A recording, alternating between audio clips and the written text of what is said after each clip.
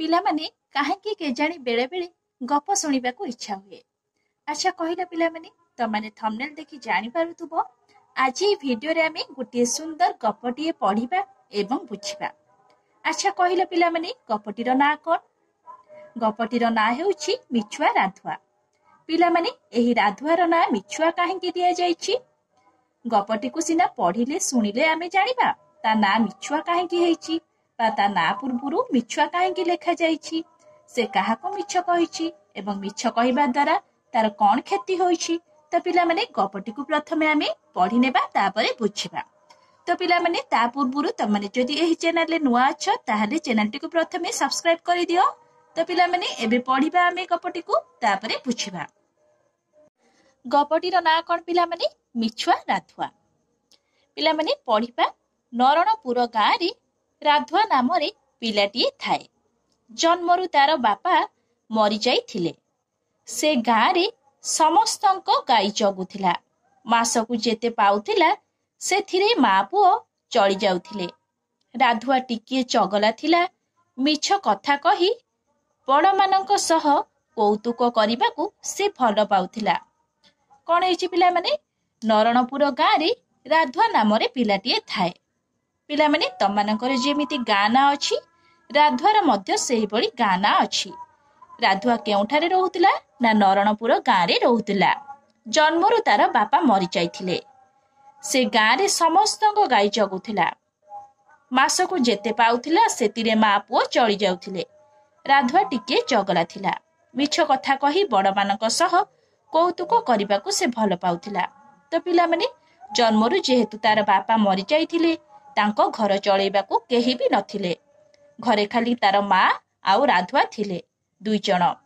ସେଥିପାଇଁ ସେ କଣ କରୁଥିଲା ନା ଗାଁରେ ସମସ୍ତଙ୍କ ଗାଈକୁ ଚରାଇବାକୁ ପଡ଼ିଆକୁ ନେଉଥିଲା। ମାସକୁ ଯେତେ ଟଙ୍କା ପାଉଥିଲା ସେଥିରେ ମା ପୁଅ ଚଳି ଯାଉଥିଲେ।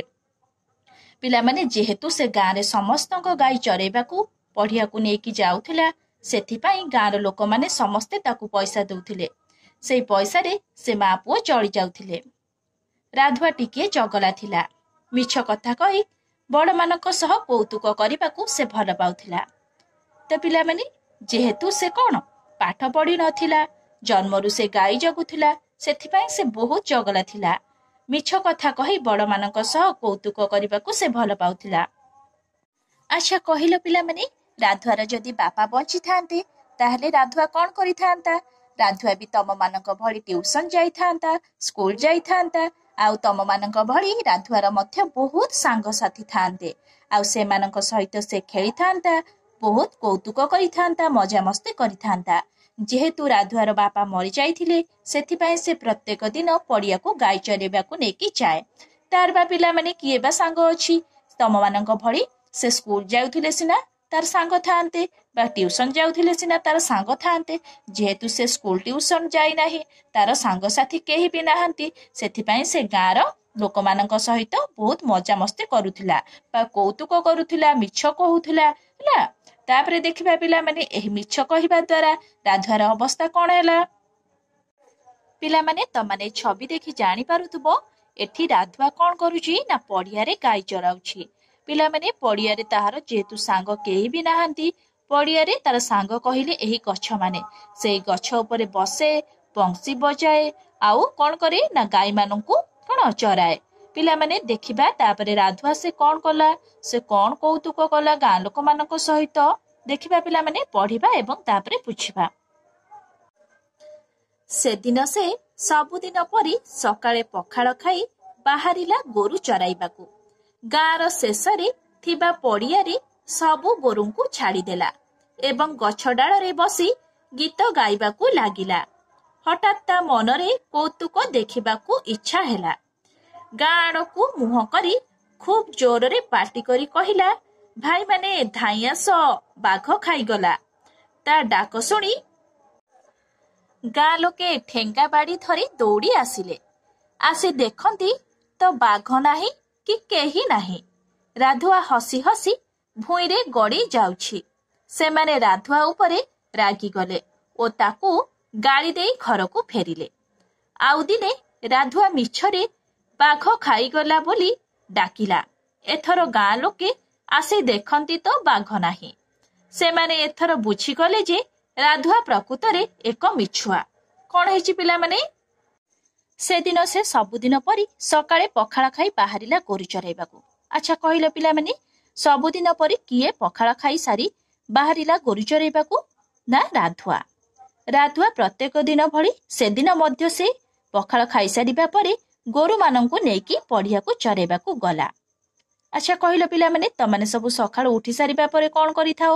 ନା ସକାଳୁ ଉଠିବା ପରେ ତମାନେ ବ୍ରଶ କରିଥାଅ, ତାପରେ କିଛି ଖାଇସାରିବା ପରେ ଟ୍ୟୁସନ ଯାଇଥାଅ।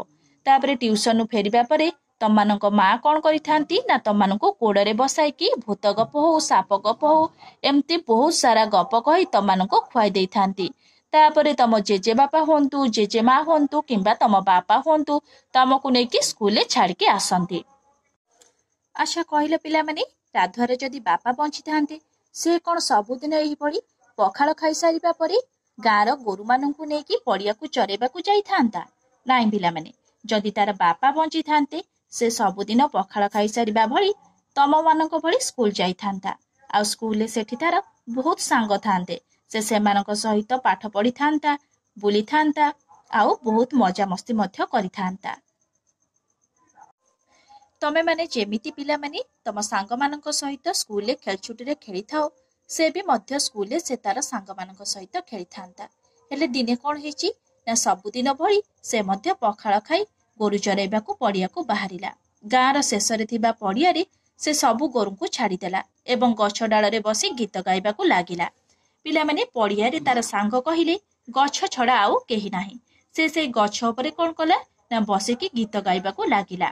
ହଠାତ୍ ତା ମନରେ କୌତୁକ ଦେଖିବାକୁ ଇଚ୍ଛା ହେଲା। ଗାଁ ଆଡ଼କୁ ମୁହଁ କରି ଖୁବ୍ ଜୋରରେ ପାଟି କରି କହିଲା, ଭାଇମାନେ ଧାଇଁ ଆସ, ବାଘ ଖାଇଗଲା, ବାଘ ଖାଇଗଲା।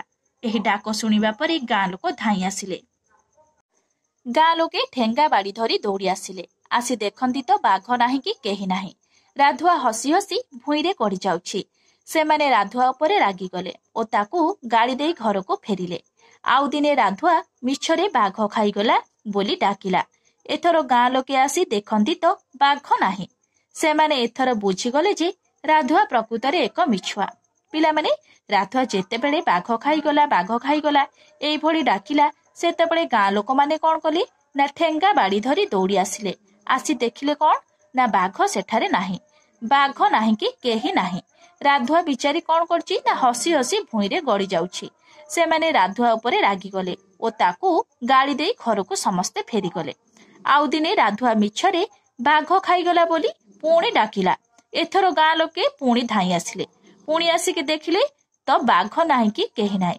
ସେମାନେ ଯେହେତୁ ଦେଖିଲେ ସେଠି କେହି ନାହିଁ, ଏଥର ବୁଝିଗଲେ ଯେ ରାଧୁଆ ପ୍ରକୃତରେ ଏକ ମିଛୁଆ। ପିଲାମାନେ, ରାଧୁଆ ଥରେ ନୁହେଁ ଦୁଇଥର ଏଇଭଳି କଣ କରୁଛି ନା ଗାଁ ଲୋକମାନଙ୍କୁ ମିଛ କହିଲା। ଗାଁ ଲୋକମାନେ ସତରେ ଜାଣିଗଲେ ଯେ ରାଧୁଆ ଏକ ମିଛୁଆ। ପିଲାମାନେ, ଏଠି କଣ ହେଇଛି ନା ଗାଁ ଲୋକମାନେ ଧାଇଁ ଆସିବା ପରେ ଦେଖିଲେ ସେଠି ବାଘ ନାହିଁ କି କେହି ନାହିଁ। ତାପରେ ସେମାନେ ସମସ୍ତେ ରାଧୁଆ ଉପରେ ରାଗିଗଲେ। ତାପରେ ରାଧୁଆକୁ ପାଟି କରିଲେ। ଆଚ୍ଛା କହିଲ ପିଲାମାନେ, ତମେ ଯେତେବେଳେ ସ୍କୁଲରେ ଖେଳୁଥିବ, ଯଦି ତମ ସାଙ୍ଗମାନଙ୍କୁ କହିବ କି ମୁଁ ପଡ଼ିଗଲି ଆଉ ତମ ସାଙ୍ଗ ସମସ୍ତେ ଧାଇଁ ଆସିବେ, ତାପରେ ଦେଖିବେ ଯେ ତମେ ପଡ଼ିନାହଁ, ତାପରେ ତମ ସାଙ୍ଗ କଣ କରିବ? ତମକୁ ପାଟି କରିବ ନା ନାହିଁ? ସେଇଭଳି ଏଠି ରାଧୁଆ କଣ କରିଛି ନା ଯେହେତୁ ଗାଁ ଲୋକମାନଙ୍କୁ ମିଛର ବାଘ ଖାଇଗଲା ଏହିଭଳି ଦୁଇଥର କହିଲା। ତାପରେ ଗାଁ ଲୋକମାନେ ସମସ୍ତେ ରାଗିଗଲେ। ଯେହେତୁ ରାଧୁଆ ମିଛ କହିଲା, ସେଠି ବାଘ ନାହିଁ କି କେହି ବି ନାହାନ୍ତି। ସେଠୁ ସମସ୍ତେ ଜାଣିଗଲେ କଣ ନା ରାଧୁଆ ପ୍ରକୃତରେ ଏକ ମିଛୁଆ। ତାପରେ ଦେଖିବା ପିଲାମାନେ, ରାଧୁଆ ମିଛ କହିବା ଦ୍ୱାରା ତାର କଣ କ୍ଷତି ହେଲା। ଦିନେ ସତରେ ବଣରୁ ବାଘଟିଏ ବାହାରି 2ଟା ଗାଈ ମାରିଦେଲା ଏବଂ ବାଛୁରୀଟିଏ ଧରି ବଣକୁ ପଳାଇଲା। ଗଛ ଉପରକୁ ଚଢ଼ି ରାଧୁଆ ବିକଳରେ ଗାଁ ଲୋକଙ୍କୁ ଡାକିଲା। ଗାଁ ଲୋକେ ଏଥର ଶୁଣିଲେ ରାଧୁଆ ମିଛ କହୁଛି ବୋଲି ଭାବି କେହି ଗଲେ ନାହିଁ। କଣ ହେଇଛି ପିଲାମାନେ, ଯେହେତୁ ଗାଁ ଲୋକମାନଙ୍କୁ ରାଧୁଆ ଦୁଇଥର ମିଛ କହିଛି, ସେଥିପାଇଁ ଗାଁ ଲୋକମାନେ ସମସ୍ତେ ଜାଣି ଯାଇଛନ୍ତି ଯେ ରାଧୁଆ ପ୍ରକୃତରେ ଏକ ମିଛୁଆ। ଦିନେ କଣ ହେଇଛି ନା ସତରେ ବଣରୁ ବାଘଟିଏ ବାହାରି 2ଟା ଗାଈ ମାରିଦେଲା ଏବଂ ବାଛୁରୀଟିଏ ଧରି ବଣକୁ ପଳାଇଲା। ଗଛ ଉପରକୁ ଚଢ଼ି ରାଧୁଆ ବିକଳରେ ଗାଁ ଲୋକଙ୍କୁ ଡାକିଲା। ଗାଁ ଲୋକେ ଏଥର ଶୁଣିଲେ ରାଧୁଆ ମିଛ କହୁଛି ବୋଲି ଭାବି କେହି ଗଲେ ନାହିଁ। ପିଲାମାନେ ଯେହେତୁ ରାଧୁଆ ଆଗରୁ ଦୁଇ ଥର ଗାଁ ଲୋକମାନଙ୍କୁ ମିଛ କହିଛି, ସେଥିପାଇଁ ଏଠି ସତରେ ବାଘ ଆସିଲେ ବି ଗାଁ ଲୋକମାନେ କେହି ବି ବିଶ୍ୱାସ କଲେ ନାହିଁ। ରାଧୁଆର କଥାକୁ ସମସ୍ତେ ମିଛ ଭାବିଲେ। ହେଲା, କେହି ବି ରାଧୁଆର ଏହି ବିକଳ ଡାକକୁ ଶୁଣିଲେ ନାହିଁ। ପିଲାମାନେ ତାପରେ କଣ ହେଲା ନା ସତରେ ଜଙ୍ଗଲରୁ ବାଘଟିଏ ଆସିଲା ବା ବଣରୁ ବାଘଟିଏ ଆସିଲା। ତାପରେ ସେ କଣ କଲା ବାଘଟି ନା ଗାଈକୁ ମାରିଦେଲା। ତାପରେ ବାଛୁରୀଟିଏ ମଧ୍ୟ ମାରିଦେଲା। ତାପରେ ଗଛ ଉପରକୁ ଚଢି ରାଧୁଆ ବିକଳରେ ଗାଁ ଲୋକଙ୍କୁ ଡାକିଲା। ଏଇ ରାଧୁଆର ଏଇ ବିକଳ ଡାକକୁ କେହି ବି ଶୁଣିଲେ ନାହିଁ। ତାପରେ କଣ ହେଇଛି ପିଲାମାନେ ନା ରାଧୁଆକୁ ବାଘ ଖାଇଗଲା। ରାଧୁଆ ବିକଳ ହୋଇ ଯେତେ ଡାକିଲେ ମଧ୍ୟ ରାଧୁଆର ଡାକ କେହି ବି ଶୁଣିଲେ ନାହିଁ। ସମସ୍ତେ ଭାବିଲେ ସବୁଦିନ ଭଳି ରାଧୁଆ ଏଥର ବି ମିଛ କହୁଛି। ପିଲାମାନେ ଶେଷରେ କଣ ହେଲା ନା ରାଧୁଆକୁ ବାଘ ଖାଇଗଲା। ରାଧୁଆ କଣ ଜାଣିଥିଲା ସତରେ ମିଛ କହିବା ଦ୍ୱାରା ତାର ଏତେ ବଡ କ୍ଷତି ହବ? ପିଲାମାନେ ତମେ ଏଇ ଛବି ଦେଖି ଜାଣିପାରୁଥିବ ଏଠି ଗାଈ ବାଛୁରୀ ମାନେ ସମସ୍ତେ କିପରି ବିକଳ ହୋଇ ଧାଇଁ ପଳେଇ ଯାଉଛନ୍ତି। ଏଠି ରାଧୁଆକୁ କିପରି ବାଘ ଖାଇଯାଉଛି। ଦେଖିଲ ତ ପିଲାମାନେ, ମିଛ କହିବା କେତେ ପାପ। ମିଛ କଥା କହି କୌତୁକ କରିବା ଜମା ବି ଉଚିତ ନୁହେଁ। ବିଚରା ରାଧୁଆ, ପିଲାମାନେ ତାର ଯଦି ବାପା ବଞ୍ଚିଥାନ୍ତେ ସେ ବି ତମାନଙ୍କ ଭଳି ସକାଳୁ ଟ୍ୟୁସନ ଯାଇଥାନ୍ତା, ସ୍କୁଲ ଯାଇଥାନ୍ତା, ତାର ବି ତମାନଙ୍କ ଭଳି ସାଙ୍ଗ ଥାନ୍ତା।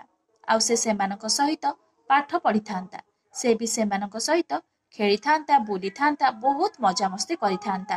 ନା ସେ ପଖାଳ ଖାଇସାରିବା ପରେ ବିଲକୁ ଗାଈ ଚରେବାକୁ ଯାଇଥାନ୍ତା, ନା ଗାଁ ଲୋକମାନଙ୍କୁ ମିଛ କହିଥାନ୍ତା, ନା ତାକୁ ବାଘ ଖାଇଥାନ୍ତା। ଦେଖିଲ ତ ପିଲାମାନେ, ମିଛ କହିବା କେତେ ପାପ। ସେଥିପାଇଁ ତମେ ସ୍କୁଲରେ ହଉ କିମ୍ବା ଟ୍ୟୁସନରେ ହଉ କିମ୍ବା ତମ ସାଙ୍ଗମାନଙ୍କୁ ହଉ କିମ୍ବା ଗୁରୁଜନ ଲୋକମାନଙ୍କୁ ହଉ କେବେ ବି ମିଛ କହିବ ନାହିଁ। ସେଥିପାଇଁ ପରା କଥାରେ କୁହାଯାଇଛି ମିଛ କହିବା ମହାପାପ, ଗୋଡେଇ ଖାଇବ କାଳିଆ ସାପ। ତ ପିଲାମାନେ এই ଗପଟି ଯଦି ତମମାନଙ୍କୁ ଭଲ ଲାଗିଥାଏ ତାହେଲେ ଲାଇକ୍, ସେୟାର, ସବସ୍କ୍ରାଇବ କରିବାକୁ ଜମା ବି ଭୁଲିବନି। Thank you.